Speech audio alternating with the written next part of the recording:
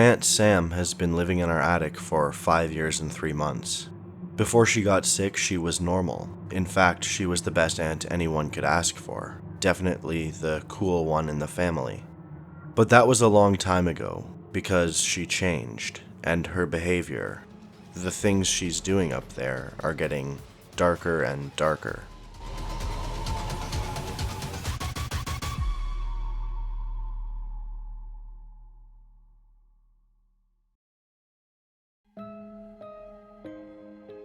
Only 6 years ago, my aunt and I were incredibly close. She lived 5 minutes down the road from where I still live now with my mom. She would visit almost every night after she got off work, and I'd frequently stay over at her place on weekends. She'd take me to the fall fair. We'd watch scary movies that my parents never would have allowed me to watch. When I was really young, she'd let me sit in her lap in the car and steer around the block. Her warm eyes and smile were symbolic of my childhood. She never had a partner or children, and I think that's a big reason why she treated me as her own, and why I felt like she was my second mother. In fact, her and I may have been closer than I was with my mom. And because my father passed away in a car accident when I was 2 years old, having someone so close was incredibly lucky. But that luck ran out, because in the summer of 2018, my mom called me into the kitchen saying she had to talk to me about something. She told me that my Aunt Sam had gotten very sick and was hospitalized, but that it wasn't something wrong with her body, rather something wrong with her mind. I remember being so confused, so hurt. I was destroyed. How could something like this happen so quickly? I was supposed to visit her the next day, and now she's just gone. I didn't even get a chance to tell her goodbye. As I got a bit older, my mother slowly started to open up about what was going on with my aunt. She told me that schizophrenia runs in our family, often affecting at least one person from every generation. She said my aunt had been confiding in her about delusions. Eventually, the choice was made that she needed professional help and that it was no longer responsible for my mom to allow me to visit her. Apparently, things got significantly worse in the couple of months following, and she had to be hospitalized. Had to live in a facility where they could help her, take care of her the way she needed to be taken care of. Over time, the updates from my mom on my aunt's condition started to improve. She said she was doing better. Eventually, the hospital said she no longer required to be there 24/7 and that she could be released if we could make sure she was taking her medication and attending all of her psychiatric appointments. Shortly after that, she was released to our care. In our house, there's a stairway that leads to an attic rather than a ladder. It's actually a decent spot. There are 2 windows at each end that provide plenty of natural light and enough headroom to be comfortable walking around. My mom and I cleaned it out, painted it, and filled it with a bed, a desk, side tables, and a TV. It was a great spot for my aunt. She'd have her own privacy and space, but she'd be close enough for my mom to keep an eye on her and make sure she was following her doctor's orders. Originally, I was excited, so thrilled that my favorite person in the world would be living with us. And for the first few weeks, everything lived up to my hopes and expectations. She was exactly how I remembered her. Beautiful, calm, kind, loving, and smart. On Fridays, I'd head up to the attic. We'd pick out a scary movie together. I remember all the things I loved so much about her when I was a kid. Honestly, it didn't feel like my aunt moved into our attic. It felt like my second mom was finally home, where she belonged. That the house was complete, like I was complete. But not long after, things started to change. Slowly, she became closed off, withdrawn. She started venturing down from the attic less and less often. The excitement and light in her eyes that she always had when she saw me got dimmer and dimmer. I felt confused and devastated. Eventually, she completely stopped making eye contact with me. When she had to come down to take her meds or use the washroom, she'd keep her head down, allowing her long dark hair to completely conceal her face. She stopped wearing her usual colorful but tasteful outfits, replacing them with pajamas and a housecoat. She even stopped showering, stopped brushing her teeth. I tried to talk to my mom about it, hoping she could offer some explanation for my aunt's unusual decline, but all she told me was that it was normal. Someone with her condition, they have months of improvement, while other months they seem to get worse. It's just the sad reality of her condition, my mom said. But my aunt never got better. She only got worse and worse and worse.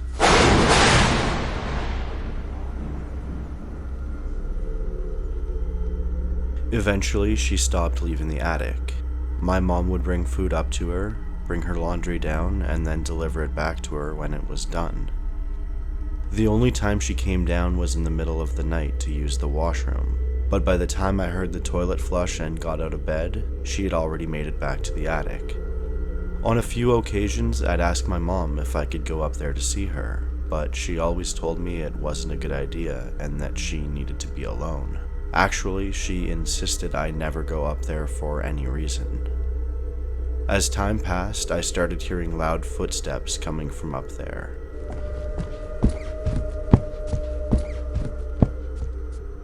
Pacing footsteps, from one end of the attic to the other, all night, non-stop.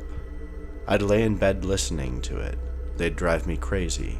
I'd picture her, dirty housecoat, long black hair, skinny and malnourished, compulsively pacing from one end to the other, head down for hours and hours on end.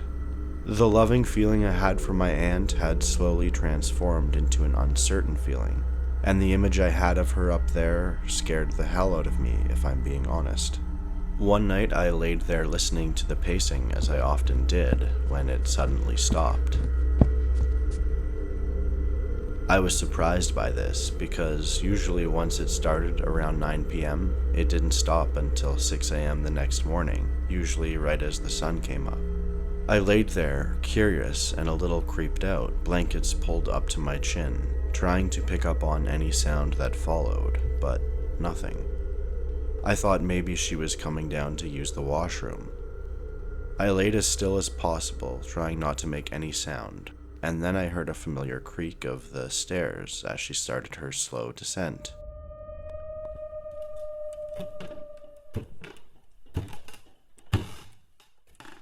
I always had to listen super close to hear this.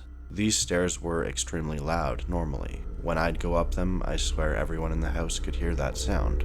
But for some reason when my aunt came down, they made almost no noise. I always wondered how she was able to be so quiet. If she was just so thin and light, or if she was intentionally being quiet, sneaking so nobody would hear her. The creaking stopped at the last stair. Usually the next noise I'd hear would be a slight latching of the bathroom door and then the toilet flushing, but this time I didn't hear that. I stared at the faint glow of light coming from under my door from the nightlight in the hallway my mom put there so we could see where we were going if we had to use the washroom. I laid quiet, expecting to hear the bathroom door, but instead, the light shining through became blocked out by a shadow on the other side. I could tell it was from two legs, that my aunt was standing there, not making any noise, and then I heard it.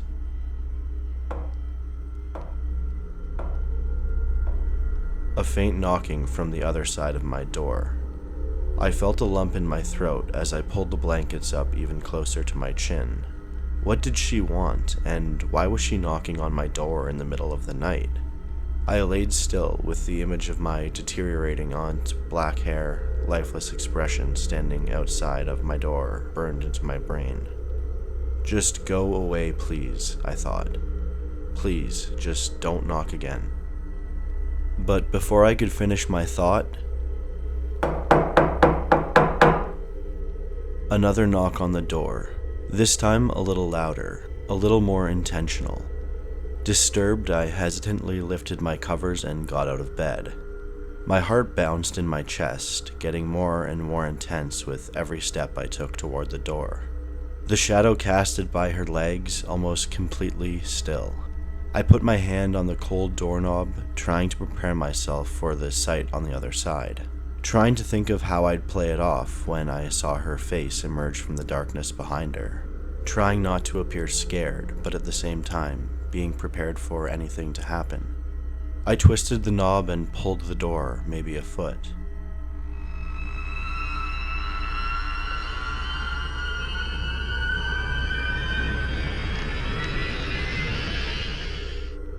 But to my surprise, nobody was there. Could I have imagined that, I thought? Maybe I was groggy and didn't actually hear anything. When I closed the door, I looked at the light coming from under the door again, expecting to see the same shadow as before, thinking maybe it was casted by something else. Maybe it had always looked like two legs standing out there and I just never noticed. But when I did, there was no obstruction to the light. Perfect, even illumination. I swiftly but quietly ran back to my bed and balled up in the covers as tight as I could. I didn't hear or see anything for the rest of the night. The next morning, I got out of bed and walked into the kitchen, expecting to see my mom reading the newspaper with a cup of coffee, but she wasn't there. Then something on the counter caught my eye. A note with my name on it. "Good morning, hun. Auntie Sam and I are out for the day. We'll talk when I get home." This was strange because since moving in, my aunt had never left the house. Hell, I hadn't even laid eyes on her in weeks. As I walked past the door to the attic, I stopped, examining it. My curiosity was piqued. I wondered what was up there, how she'd been living, what she'd been doing. I had been told so many times to never go into the attic for any reason because it was my aunt's personal space. But after weighing my options, curiosity got the best of me. I wouldn't touch anything, so nobody would know anyway. I hesitantly opened the door and creaked my way up the wooden stairs. The stairwell was unusually dark, far darker than it used to be, despite it being a sunny day out. When I reached the top, I scanned the room in shock. Duct tape held plastic garbage bags that covered the windows, preventing most of the light from getting in. How didn't I notice this from the outside of the house? I flicked the light switch, but the bulb was almost burnt out. It only flickered a dim yellow light. The next thing I noticed was how stuffy the air felt. I guess the closed windows and the garbage bags didn't help, but the smell. It was like body odor mixed with, I don't even know, like rotting fruit. As my eyes continued to adjust to the lack of light, I noticed that the room was pretty much how it was before, just far more dirty. The floors hadn't been vacuumed in months. There were greasy handprints all over the walls, and I could tell that the bedding she'd been sleeping in hadn't been cleaned in weeks. I scanned, and something at the opposite room caught my eye. A metal box the size of a shoebox sitting on top of her bookshelf. I knew it wasn't there before, and again, curiosity definitely got the better of me. I pushed a small chair over to the shelf, stood on it, and grabbed the box. It was light. I opened it to see a ton of pill bottles. Immediately I thought, well, that makes sense. But then I noticed something else. They were all empty. Each one, nothing inside, not a single pill. I inspected them using my phone to Google the medication's name to see what they were for. One was an antipsychotic, another one for anxiety, another for blood pressure, and the last one was for sleep. What the hell? These are all her meds. The medication she relies on to be healthy, to survive even. So why were they empty? It was my mom's job to be on top of this stuff. Then I noticed the dates on the bottles, March 13th, and 3 refills. I looked at the next one, same date. This was nearly 4 months ago, around the same time my aunt had started to decline. I was so confused. Why would she be off her meds? And why wasn't my mom filling them? As I pulled out the last pill bottle to confirm the date, I noticed a small manila envelope laying flat at the bottom of the box. I pulled it out. It was air light, but I could tell something was in it. I flipped it over, and written on the back in black Sharpie was the word Datura stramonium. I had no idea what that was, so again, I typed it into Google. What I found was shocking and left me with more questions than answers. Well, more concern than answers at least. Basically, Google said that it was a highly poisonous plant, that it can cause severe disorientation, delusion, and even hallucinations. I opened the envelope and white dried flower petals fell into my hand, the exact petals Google had shown. I racked my brain. So, my aunt is out of meds, the medication that she relies on to keep her sane and healthy. And not only that, but in the same box, below the pill bottles, is a flower that causes some really terrifying effects. I stepped off the chair, but before my brain could finish processing the situation, something else caught my eye. Papers, envelopes, sticking out from under the mattress on the floor. Without thinking, I pulled them out with urgency and shuffled through them. The first was a photo in the hospital just after I had been born. My aunt, mom, and dad were there, but as I looked close at their faces, I noticed something. The person holding me in the hospital bed wasn't my mom, it was my aunt.